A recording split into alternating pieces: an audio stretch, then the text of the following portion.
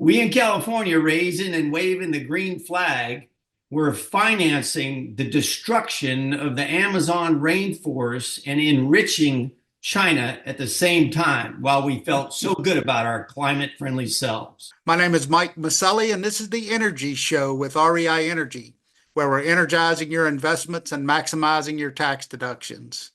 Today, we're going to be talking about Chevron exiting California, and you're going to discover why oil companies are packing up and leaving California, taking thousands of jobs and millions in tax revenue. My guest today is Mayor David Noerr. Dave is the mayor of Taft, California. Great to have you on the show today, Dave. Mike, it's a pleasure. I appreciate you reaching out.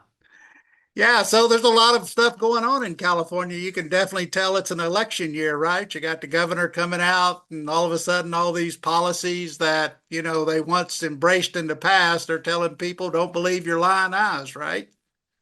That is correct. It's funny how the truth seems to change, and election season definitely exacerbates that. That's certainly happening wholesale around here. Yeah. So I really wanted to kind of dive into, the big news that, Chevron obviously is picking up stakes and talking about leaving California, or actually is leaving California. And Chevron was one of the largest producers in the state for a long time, weren't they? Yes, sir, they were, dating all the way back to the late 1800s. Their presence here in the state of California, which at one point in time was the largest oil and gas producing state in the United States. Kern County was once the largest oil and gas producing county in the continental United States. So, they date back more than 140 years in the state of California, Mike. And it's not because California doesn't have the reserves, right? Y'all have some pretty large shale plays out there, from what I understand. Yes, sir, we do. There are still a great many opportunities. Here in Kern County, California, we're home to 3 billion barrel legacy oil fields, and there's still plenty of oil to be had here, oil and gas, as well as down in the southern portion of California. So there's plenty left here. That is correct. Yeah, I have some friends that used to work for Chevron. In fact, they're geophysicists and geologists, and they have a office here in town. And I've looked at some pretty nice opportunities out in California. But of course, if you're an oil company, obviously it's just really, it's really tough to do business out there. Well, we currently have a governor and a legislature which follows in lockstep with him, unfortunately, that has demonized our industry, a critical industry for modern quality of life. You all know that, and that is true not just in Kern County or California, but globally. So that is a real chore. As a matter of fact, it's interesting.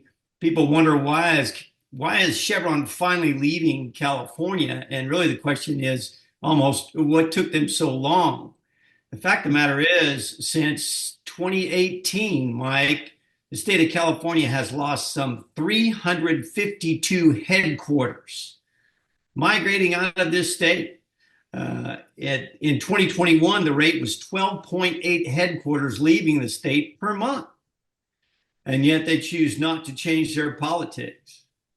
And it's not because California has enough oil and gas, right? Y'all are having to import quite a bit of your oil.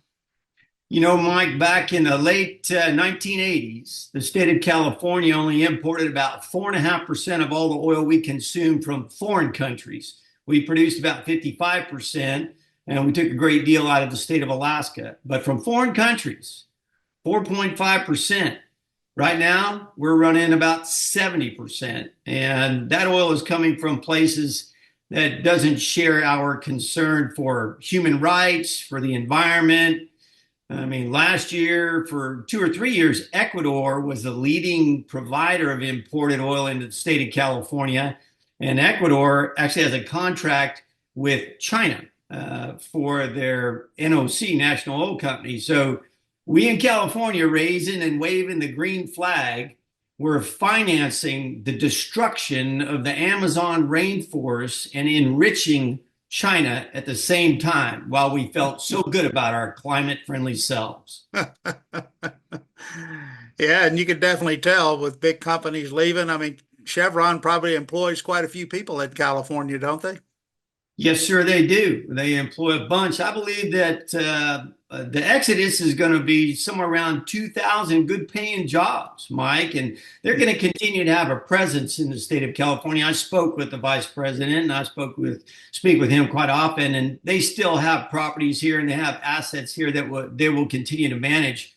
But when you see the exodus of headquarters, and like I say, Chevron's not the first one. I mean, you're talking about companies like Lockheed, you're talking about Charles Schwab, Elon Musk, National Hot Rod Association, Kaiser, Buick, Nestle, on and on. And typically headquarters have your CEOs and your CFOs and your managers, so your higher paying jobs. And when they move those headquarters, they take with them the impacts to community, and the contributions they make, local law enforcement, veterans programs, educational programs, all that stuff goes away. And that is critical to quality of health in any community. Yeah, and as far as these companies leaving, I mean, what does California look like in the next 10 years if you keep seeing this mass exodus? That's exactly right. The tax base is shrinking, Mike, and it's not just companies that are leaving and headquarters are leaving. Some of the wealthiest people in the world are leaving. Elon Musk, and Jeff Bezos are leaving. Why wouldn't they? And you would think, Mike, by now California would see this mass immigration and they would do something about it. Well, the fact of the matter is that for about the last 10 years, the top individual income tax rate was about 13.3%. Mm-hmm. So in order to solve the problem, in January, it goes up to 14.4%. So the wealthiest people and retired people, they're leaving, and people ask for, there's so many different reasons, but I'll boil it down to two of them. And first off, because they can afford to. But the second and most compelling reason that the wealthy are leaving California is because they cannot afford not to. And you think about a company like Chevron and a headquarters, and so many people are well paid, but by simply moving their headquarters, Mike, to a business-friendly state like Texas, which is the number one destination, Florida, Arizona, well, then automatically the same pay rate that the people had here, they get a 14.4% bump because they're not paying state taxes. California, right now, we pay about 160% for gas and diesel as every bordering state. I have a house in Arizona as well. They don't produce commercial scale oil and gas or refine it in Arizona. And yet the same fuel I buy in Taft, surrounded by 10,000 oil wells, I get for 60% less. And really a real job killer and industry killer in California is the cost of energy, which is policy driven. Electricity. I pay right here in the city of Taft about 425% as much for electricity to turn on a light bulb or run a refrigerator as I do on the other side of the Colorado River in the state of Arizona. Wow. I know here in Texas, the electricity cost seems to be going up all over, and a lot of it has to do with this subsidies of green energy, right? The rush to green, capturing the green gold. And you were right, Mike. And our governor just recently, I'll tell you about this, just last week, the governor went to a place called Winters, California, and celebrated another solar farm with battery backup because it was a milestone.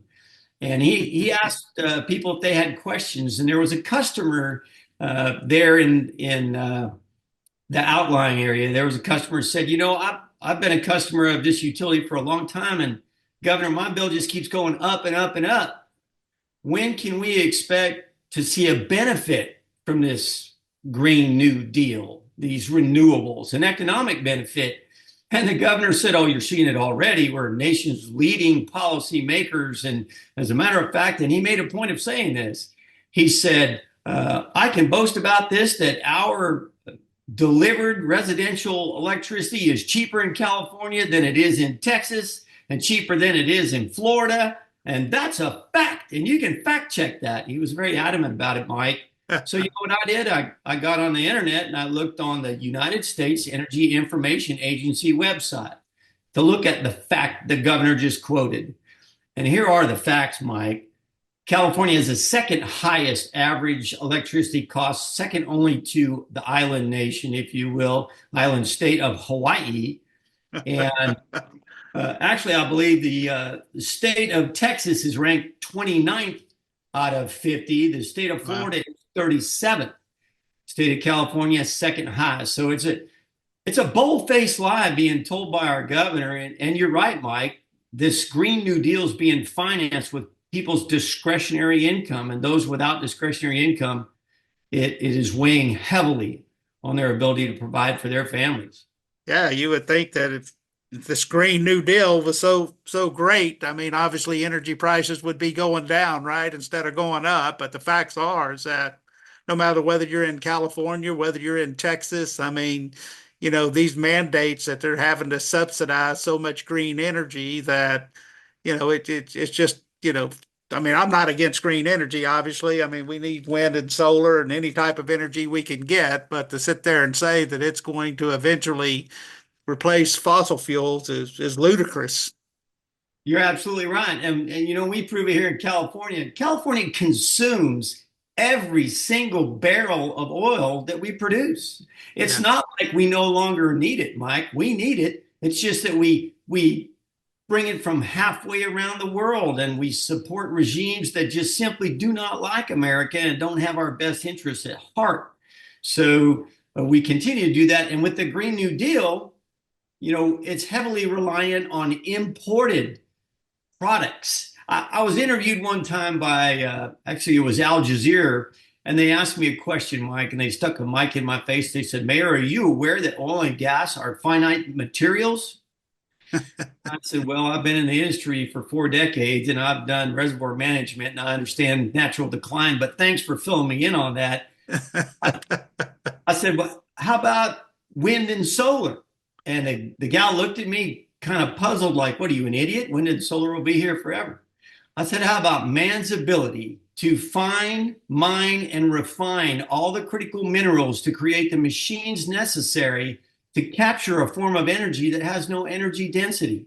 The wind and the solar panels, cobalt, lithium, battery grade nickel, copper, tin, quartz. I said, all of those are mined minerals, and many of them are in shorter supply globally than oil and gas. So have you considered that?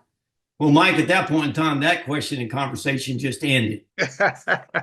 Yeah, and what about the diesel that it takes to mine all the heavy equipment that you have to use, right? You're not going to go out there with solar powered, excavators and stuff like that are going to be able to mine these minerals.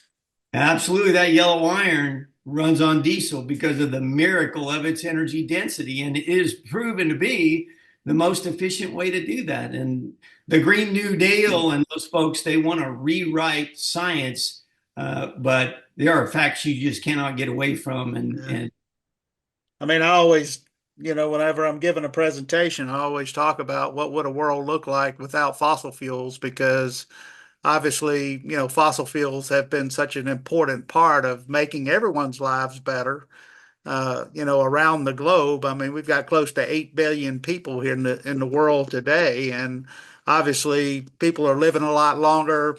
People are not, while we still have hunger, but I mean, more and more people they don't have to go out and search for food and stuff like that. So it's made our lives a heck of a lot better, as opposed to in a world without fossil fuels. you're absolutely right. Our industry, ready access to available, affordable, there's a key word here, affordable energy is the difference between us in the modern world and the third world, Mike.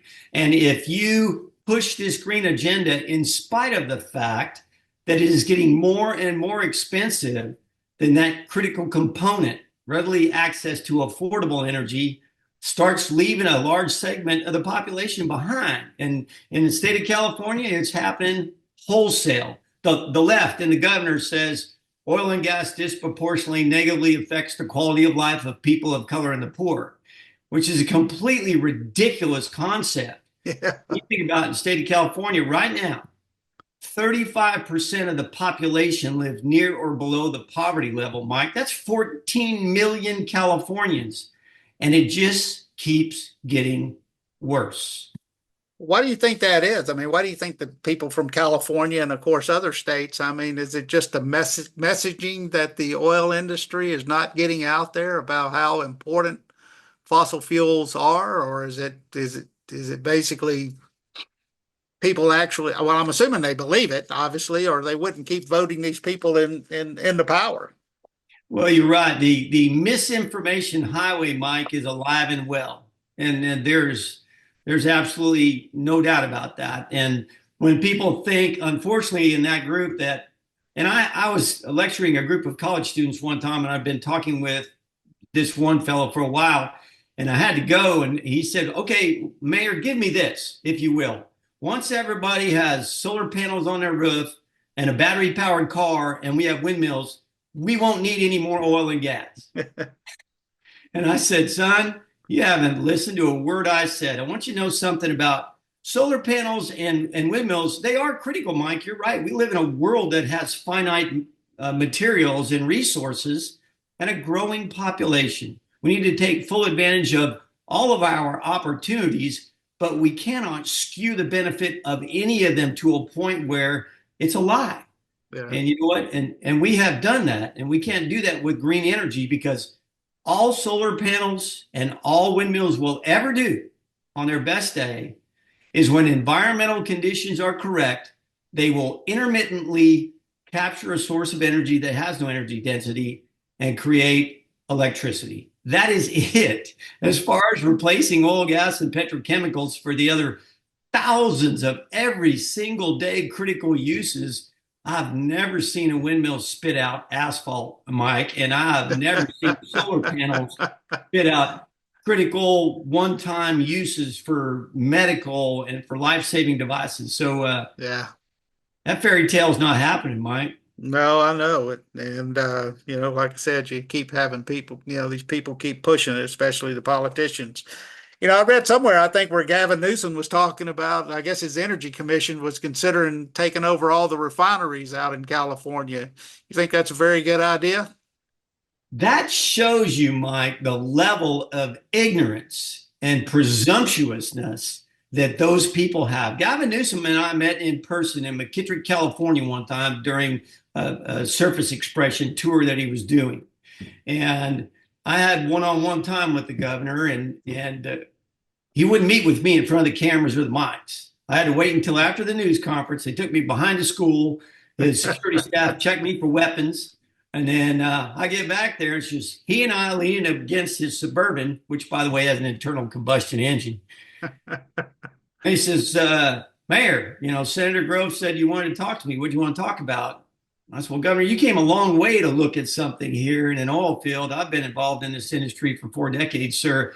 I'd really like to know what you saw today, Governor." And the first four things out of his mouth, Mike, were disclaimers. "I was surprised to learn so much water comes up when you produce oil. I did not know there was light oil and heavy oil, and you could roll it up if it was cold on the surface." And so there were four sentences, Mike. And after the governor said that, I said, "You know what, sir? Ignorance is not an insult, sir. It just simply means one has not been exposed to the facts. I'm here to help you. I'll help you connect the dots and expose you to the facts. I'll make your journey a lot shorter." And he said, "Well, I've got your phone number and contact information on my phone, Mayor." And I said, "Well, that's your free ticket to the truth, sir. I got no reason to lie to you. You got a whole staff of people to fact check me." And you know what, Mike? He never called me on that phone number. I bet. I can imagine. I mean, I think they don't want to know what the truth is, right? They just want to keep pushing their agenda to keep gaining power. That is correct. I mean, why bother me with the truth? And that is, like you said, that's the problem. People see and they hear this misinformation, like that example I gave you recently of the governor told a bold-faced lie straight into the camera, right to that fellow. And shame on him. Electeds should not do those things. And we're not doing the population any service by furthering a fantasy while a large portion of the population just continues to disappear into obscurity, which is poverty. And the policies in California create poverty, Mike. That's what they do. So I did want to kind of touch a little bit on this carbon capture. I know y'all are working on something in your city. Can you tell our listeners what carbon capture is and how it works?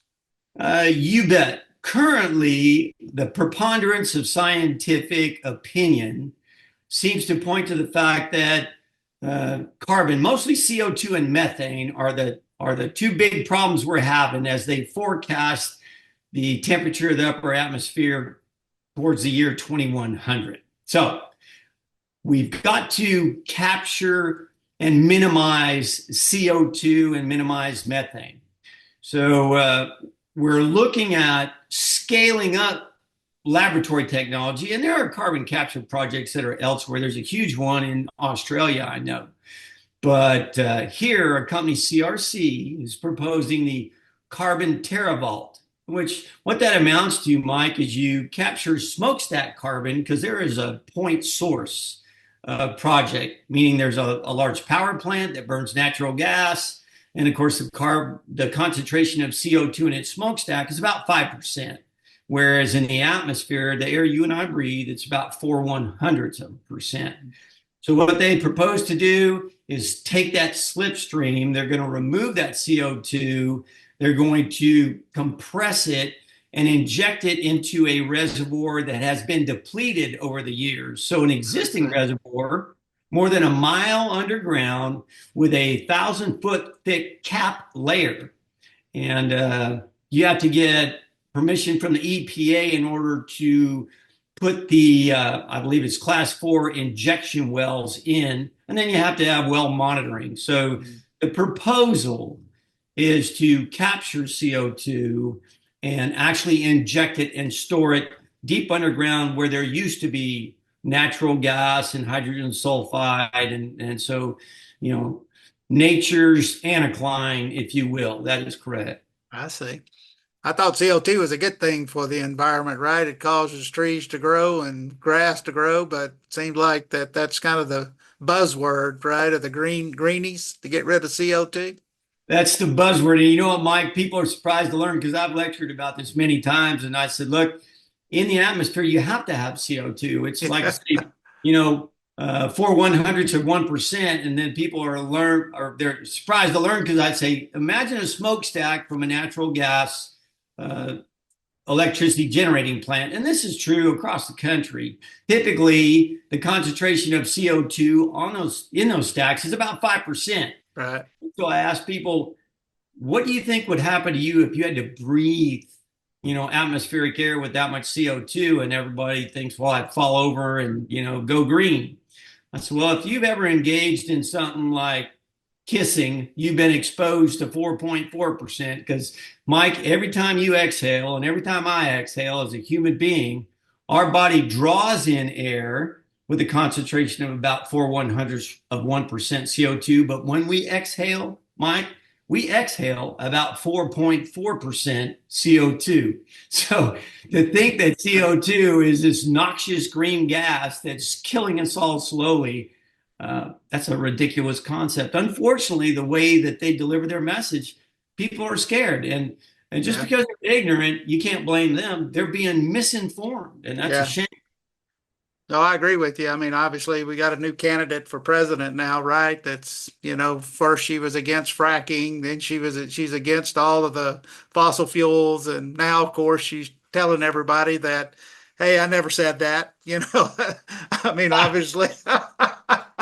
Yeah, what we're seeing over the course of the last couple of weeks is Kamala 2.0. And she was, unfortunately, and I'm sorry, we live in a little chunk of California, Taft, California, and I've told people we're a little slice of Americana surrounded by a sea of lunacy in the state of California. And we drive white pickup trucks and we fly the American flag and say yes, sir, and yes, ma'am. And that's Taft. Yeah. If you get too far outside of Kern County and boy, oh boy, it's gone. And unfortunately, yes, Kamala Harris, Nancy Pelosi, Gavin Newsom, they are products of the cancer, which is California's lunacy. That is correct. Yeah, you can tell what they've done to San Francisco. I mean, obviously, that place used to be one of the prettiest cities on the planet, and now last time I was out there. I mean, you don't even want to walk down the street. No, so you don't. It's funny. They want to lend a hand though, Mike, because if you get on your iPhone, they have an app and you can apply on that app, and it's called the poop app. And you will know where the concentrations of human feces are on the sidewalks throughout the city of San Francisco. That is how bad it has gotten. And you talk about California's policies. In the last 5 years in California, Mike, we have spent $22 billion on the homeless issue in the state of California. Last year, it went up 17%. Wow. 1 out of every 3rd homeless individuals in the United States of America resides in the state of California. So, our governor likes to claim that, once again, we're national leaders. Yeah, we lead in a lot of stuff. and that's one of them. Many of the other things, as far as being business friendly, we're ranked 47th in the United States. As far as, being entrepreneur friendly and things like that, we're down in the bottom between number 50 and number 47 on every single critical measure of what you're looking for to bring jobs and invest in business in the state of California. Well, hopefully one day it'll turn around, as far as on that. But Dave, it was great to have you on the show again, and I hope to have you back in the future. It's always a pleasure talking to you. Mike, I appreciate the opportunity. Great talking to you as well. You have a great day, sir. Thank you. This podcast is a presentation of Rich Dad Media Network.